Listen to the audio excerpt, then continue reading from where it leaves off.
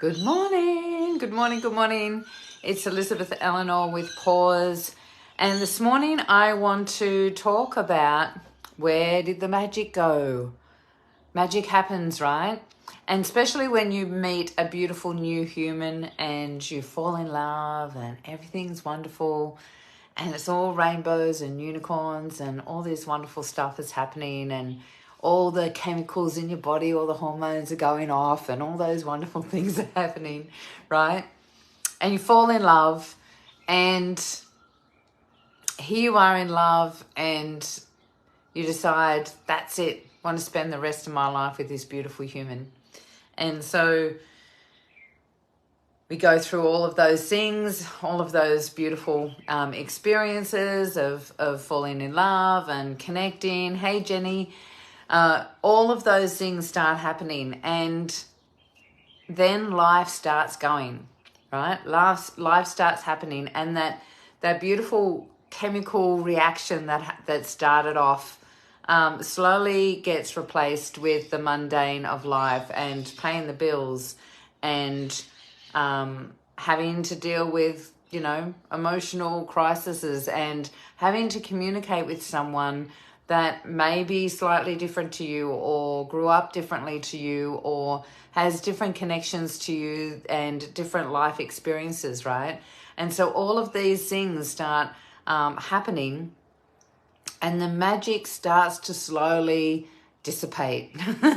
And here you are, like you're still in love, but there's no spark anymore. There's no connection or, it's just this day-to-day paying the bills and going through the motions of let's buy a house and let's build businesses and let's do all the things, right? But where did the spark go? Where is it that that connection, that really intimate experience that made your heart sing? Where did that go? Because we start thinking that it's actually the other person, right? Hey, Tam. Hey, Maria.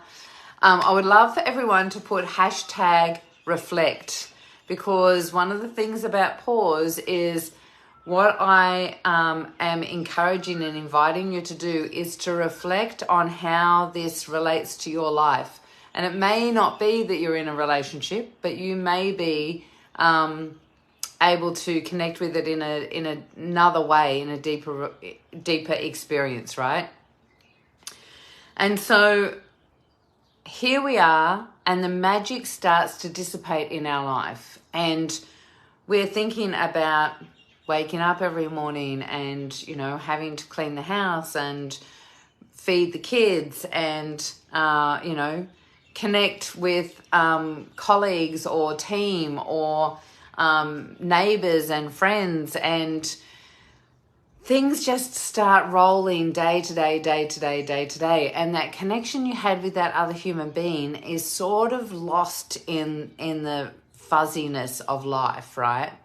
And we start thinking that it's actually to do with that other person. But let's reflect on our thoughts. What are some of the things that you are starting to, the things that we don't even recognize that we have, thoughts that we have and beliefs that we have, right? Beliefs that this is the way it is. Once we get married or once we're in a relationship for a while, then I'm getting notifications that are coming up and annoying me. Once we get these we have these beliefs of this is the way it is. Once we've been in a relationship for a while, we lose the spark. It's the day-to-day grind that sort of starts lowering our vibration, right? We start following in the footsteps of our parents. What was our parents' relationship like? Was our parents' relationship full of love and excitement and adventure, appreciation? Maybe not, right? And was it a generational thing? What was the generation before us doing? They were friggin' working hard. That's what they were doing. And they had more distinct roles in their relationships. You know, I know for my parents, when my parents were growing up and you know, living in the 60s and 70s, there was a lot more distinct roles between a woman and a man. You know, those things have sort of really shifted these days, and there's a lot more grey areas of what each person and each individual chooses to experience with themselves, and then having to navigate that and dance with that in an environment, in a relationship, right? So when it comes to looking at our relationships, it's looking at us and what is it that's going on? What are the beliefs that we've got? What are our parents and our parents' parents, our generational family imprint? How is that affecting how we relate to our partner, or how we relate to not having a partner? And what does that mean? How have you defined that inside of you in your current reality? What is your definition of yourself and your relationship to others? We're also influenced by our day-to-day, right? What's going on? If you watch TV and there's, you know, what are those things, TV series? They call it programming for a reason, right? We're being programmed to see behaviors and patterns. We're watching other people. We're being conditioned by ads. We're being conditioned by TV and billboards and radio and other people in our life. Who are the people that you are hanging around? What are they like in their relationships? What are they telling you their beliefs are that you start being influenced by?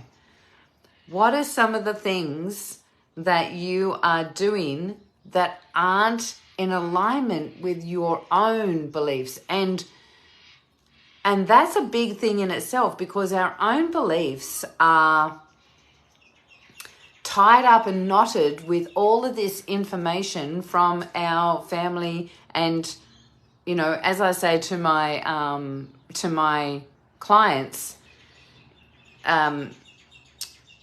in a house full of thieves, it's the child that won't steal that gets into trouble, right?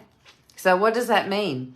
It means that if you're conditioned in bad behaviors, in limitations, in, conditioned to believe that, things about money and finance and love, I know that when I was growing up, my dad was on a kidney machine, and I was the third child after two boys and a stillborn boy. So I was a girl after, a bit of trauma in the family. My brothers had to go and live with my grandmother while my mum worked out how to navigate losing a baby and then being pregnant straight away, which is what they did in those days. They said, go and fall pregnant, and that's me, right? I'm here because my brother Bradley passed away or was a stillborn. And so when I was growing up, there was a lot of trauma that was not dealt with, because in those days they had no idea how to deal with it. Emotional intelligence was not a thing back then. And so my dad was on a kidney machine and didn't have any libido. And my mum had to work. So she owned her own business and was never at home. She was working her butt off. But as a little child, to me, mum was never home and neglected me. And when she was home, she was angry and mean and nasty. And my dad was always sick and always the victim. Like, whenever you said to him, how are you feeling today, Dad? Or how are you feeling today, Michael? He would say, oh, I'm feeling a bit flat today. It was just his response, right?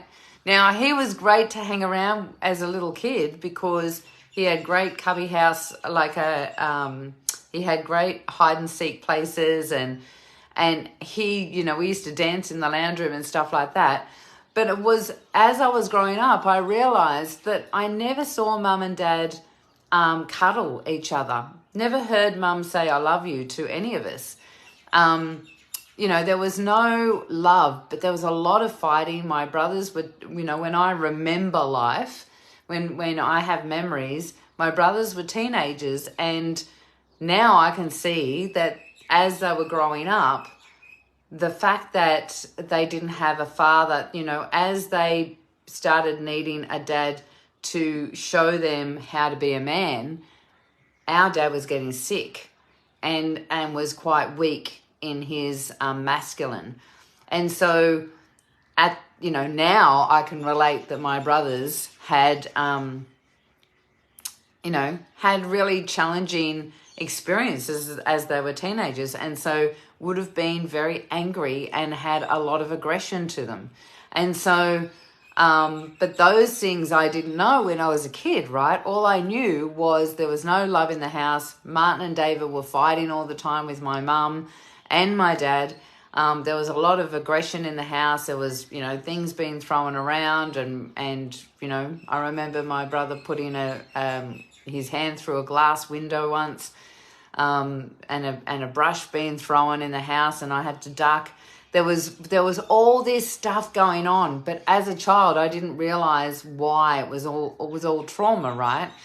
So I was conditioned to be in an emotionally neglectful and unattached family with no expression of love, and a lot of,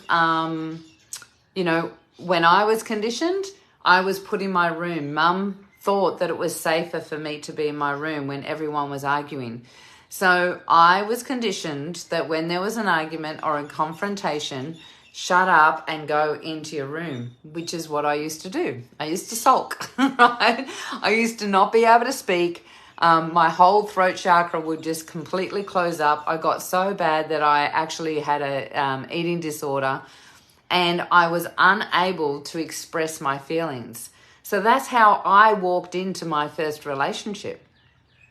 I walked into a relationship with someone that was looking for someone to mother him because he was not mothered by his mother, and I was looking for someone to support me as a strong man. And so you can imagine the damage that we did to each other, right? So think about that in your relationship. What have you been carrying through your relationship that's all still from your childhood and conditioning from your childhood? Beliefs, emotional triggers, things that how do you deal with confrontation? How do you deal with boundaries? Do you have really comfortable, safe, confident boundaries that you can express to that other person, right? Do you feel safe to express that? How do you feel about being rejected when you do express who you are?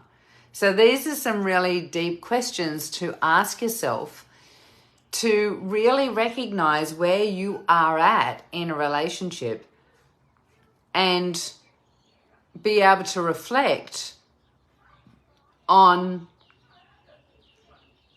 what is it that I need to do to support myself to have a healthy relationship with this person, to express my boundaries and feel safe to do that, to connect deeply and intimately and vulnerably, and to love as deeply as I can in this relationship. What is it that I can do?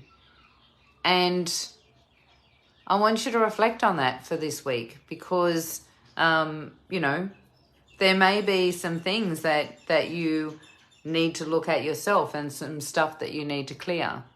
And one of the things, I have an event coming up soon. I keep saying that. I keep putting it off. We're moving house ourselves. So all the stuff, as you can see, there's a bit of a mess in this room because tomorrow we get the keys to a new house closer to the ocean, which is nice. So I want you to think for a while and just reflect. What is it that I can do to create new and better relationships and express myself with more confidence, self-assurance, and safety?